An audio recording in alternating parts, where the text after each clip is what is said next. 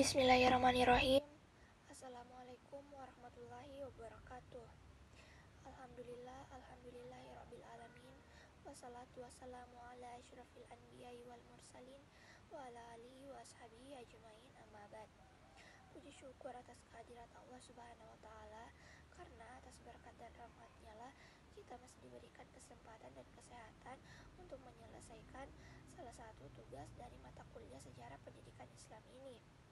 Tak lupa pula salawat serta salam kita curahkan kepada Nabi besar Muhammad Sallallahu Alaihi Wasallam, Nabi yang telah membawa kita dari alam kegelapan menuju alam yang terang benderang, dengan kata lain minas zulumati ilan nur.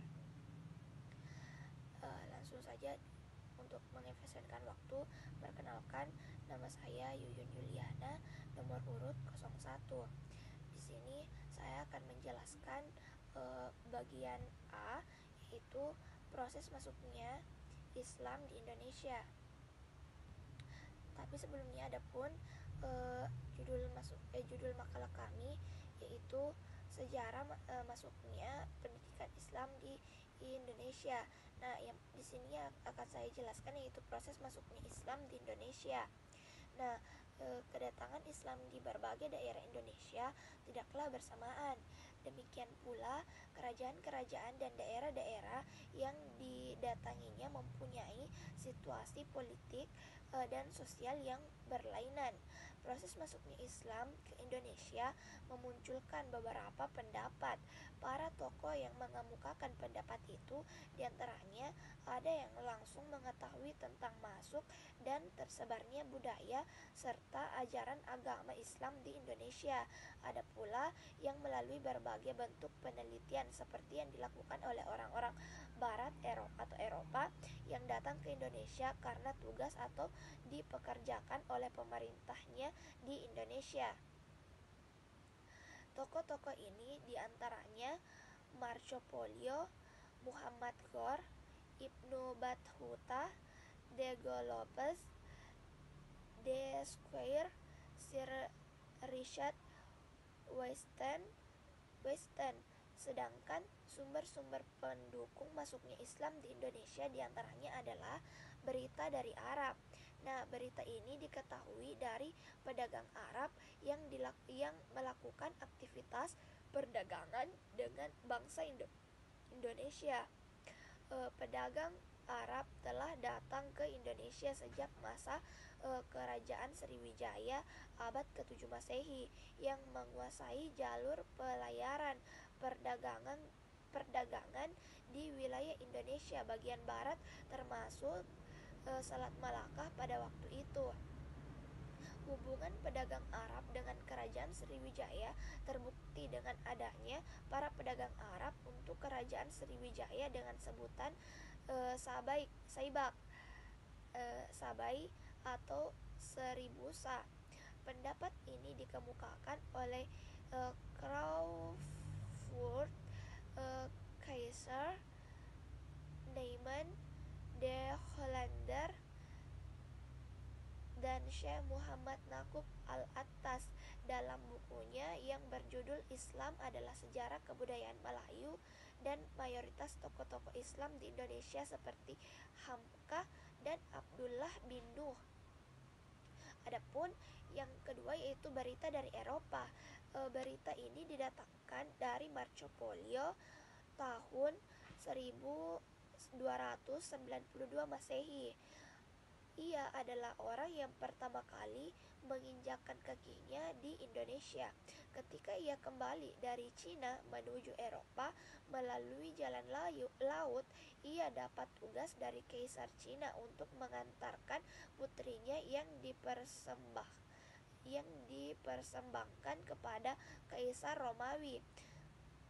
Dari perjalanannya itu, ia singgah di Sumatera bagian utara. Di daerah ini ia menemukan adanya kerajaan Islam, yaitu kerajaan Samudra dengan ibu kotanya Pasai. Di antara sejarawan yang menganut teori ini adalah Cessnock, Hongray, W.F. Stutenhim, dan Bernard H.M. Villek. Adapun yang ketiga yaitu berita dari India. Berita ini menyebabkan bahwa para pedagang India dari Gujarat mempunyai peranan penting dalam penyebaran agama dan kebudayaan Islam di Indonesia, karena di samping perdagangan mereka aktif juga mengajarkan agama dan kebudayaan Islam yang setiap masyarakat yang dijumpainya, terutama pada masyarakat yang terletak di daerah pesisiran pantai. Teori ini lahir selepas tahun 1883 Masehi.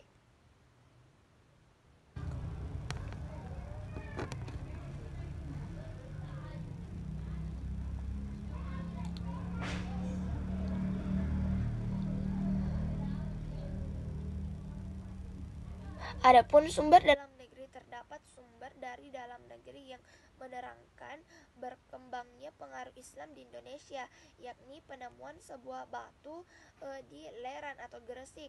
Batu bersurat itu menggunakan huruf dan bahasa Arab yang sebagian tulisannya telah rusak. Batu itu memuat tentang peninggalan seseorang perempuan yang bernama Fatimah bin Maimun tahun 1028.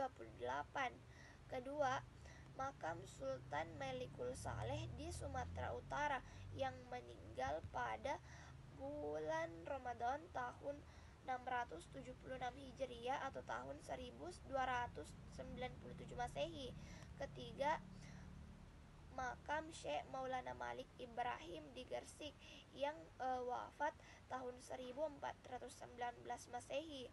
Jerat makam didatangkan dari Gujarat yang berisi tulisan Arab mengenai masuknya Islam ke Indonesia.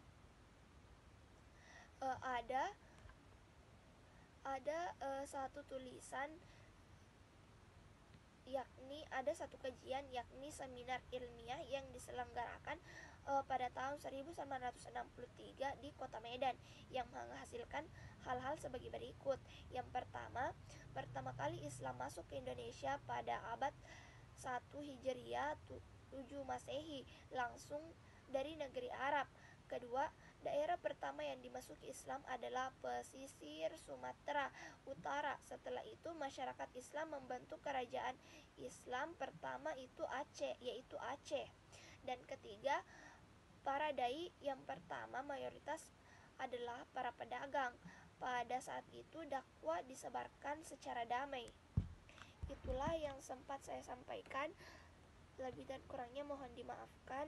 Sekian dan terima kasih. Wallahu muwaffiq ila aqwamit thoriq. Assalamualaikum warahmatullahi wabarakatuh.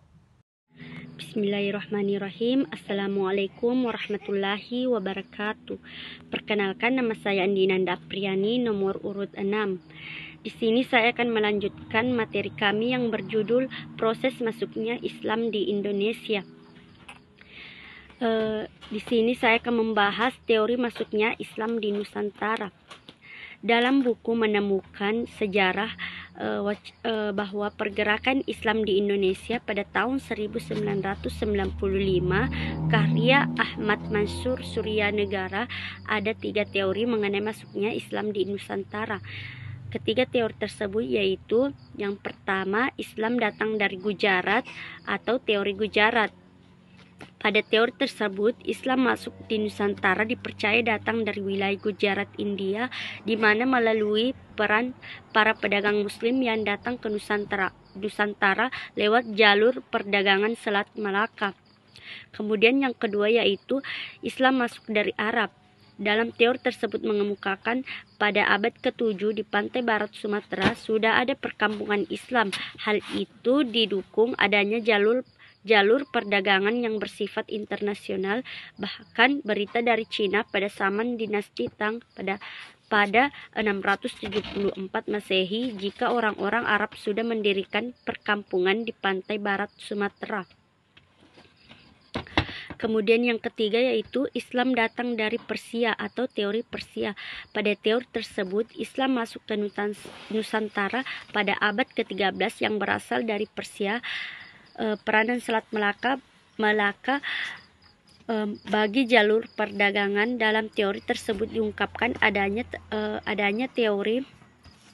kesamaan budaya yang dimiliki oleh beberapa kelompok masyarakat Islam di Nusantara. Dalam buku Sejarah Islam Nusantara karya Michel Lafan, sejak awal Masehi, para penguasa di kawasan barat Nusantara berbagi budaya istana yang bercorak India dan mendapatkan keuntungan dari kehadiran para pedagang asing. Itulah ketiga teori yang telah saya jelaskan. Kemudian saya berpindah ke saluran islamisasi di Indonesia. Ada beberapa saluran islamisasi di Indonesia. Yang pertama yaitu saluran perdagangan. Di antara saluran islamisasi di Indonesia pada taraf permulaannya ialah melalui perdagangan. Hal ini seusia dengan kesibukan perdagangan abad 7 sampai ke abad 16, perdagangan antar negara-negeri di bagian barat, tenggara, dan timur benua Asia, dan di mana pedagang-pedagang Muslim, Arab, Persia, India turut serta mengambil bagiannya di Indonesia.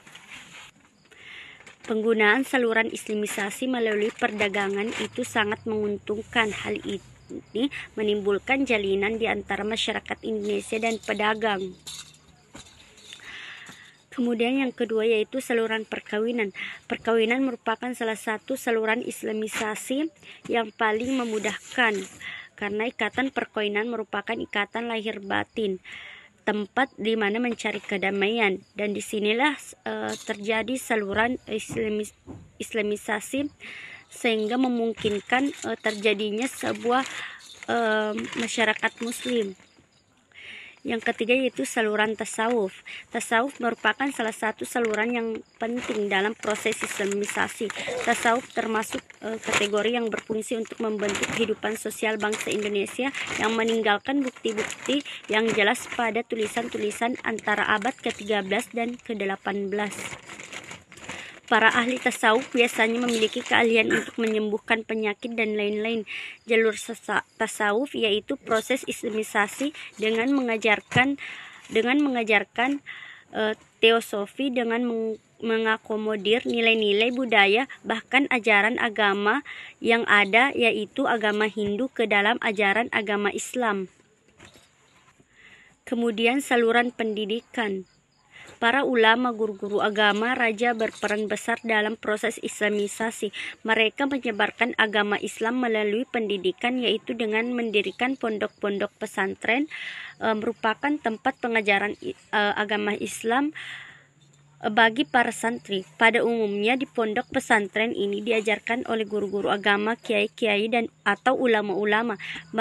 Setelah mereka belajar ilmu-ilmu agama dari berbagai kitab-kitab, setelah keluar dari pesantren, maka ia kembali masing-masing ke kampungnya untuk menjadi tokoh keagamaan. Kemudian yang kelima yaitu saluran kesenian. Saluran islamisasi melalui seni bangunan, seni pahat atau ukir, seni tari, musik, dan seni sastra. Misalnya pada seni bangunan ini terlihat pada masjid-masjid. Contoh lain dalam seni adalah dengan pertunjukan wayang yang digemari oleh masyarakat melalui cerita-cerita wayang yang disisipkan ajaran agama Islam. Kemudian yang terakhir yaitu saluran politik. Pengaruh kekuasaan raja sangat berperan besar dalam proses islamisasi. Ketika seseorang raja memeluk agama Islam, maka rakyat juga akan mengikuti jejak rajanya. Rakyat memiliki kepatuhan yang sangat tinggi dan raja sebagai panutan bahkan menjadi tauladan bagi rakyatnya. Misalnya di Sulawesi Selatan dan Maluku, kebanyakan rakyatnya masuk Islam setelah rajanya memeluk agama Islam. Pengaruh politik raja sangat membantu tersebarnya ajaran agama Islam di Nusantara. Sekian dari pemaparan materi kami, lebih dan kurangnya mohon dimaafkan. Wabillahi taufiq wal hidayah. Assalamualaikum warahmatullahi wabarakatuh.